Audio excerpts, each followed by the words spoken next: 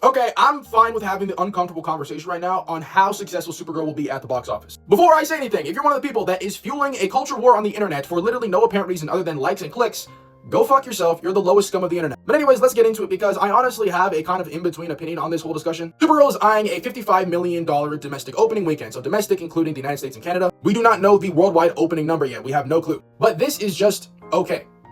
It's just fine. But don't get me wrong, movies have opened with similar numbers to this and then gone on to make a shit ton of money due to good word of mouth. Which I hope this movie is good. I've seen people starting to hate on this movie before it even released.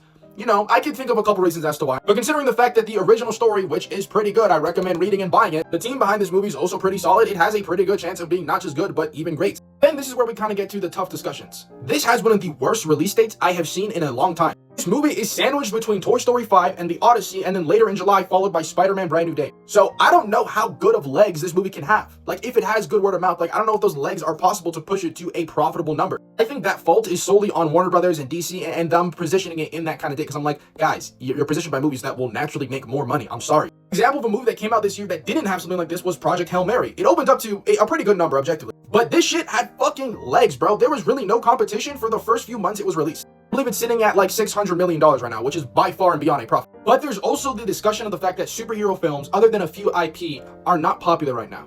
They have fallen a lot. Other than Spider-Man, Batman, and the Avengers IP, and then maybe something that has like a guaranteed theater experience like Deadpool and Wolverine, superhero movies are not the most popular thing at the theaters. Fantastic Four First Steps making $500 million, like, yeah, that's good money. That's only good money. That's not great money, which is kind of crazy. The Fantastic Four's first appearance in the MCU not making like over $700 million.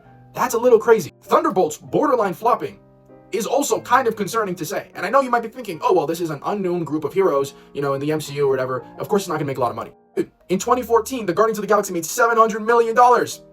The situation is just different now. Audiences are not as interested in superhero movies as they used to be. Now, don't mistake me saying any of this as me thinking that I want like the movie to fail or something like that, or like that's stupid. If the movie is great, I want it to be like great financially as well. But I'm being realistic here. I legit do not know. Now, I think one underrated factor that people really need to talk about more is women at theaters. Bro, there could be a whole push to see this movie from the female audience. There genuinely could be. This has happened multiple times at the theaters and people constantly underrate that, okay? So you never know, that could also happen. But low-key, the final thing I want to say is like, as long as the movie is good, I don't really care that much if it doesn't make a lot of money. Compare this to like phase 1 MCU movies. People need to remember that like, the MCU didn't start up as a box office smash hit. Other than like the Iron Man franchise, it was up until Avengers 1 came out. Like, this was like the average box office number. I think if the movie is great, if people fall in love with the characters, that's infinitely more important because that's similar to what happened with phase 1 of the MCU. That was in an era where superhero films weren't the biggest thing of all time, similar to the current era right now. So, I don't know.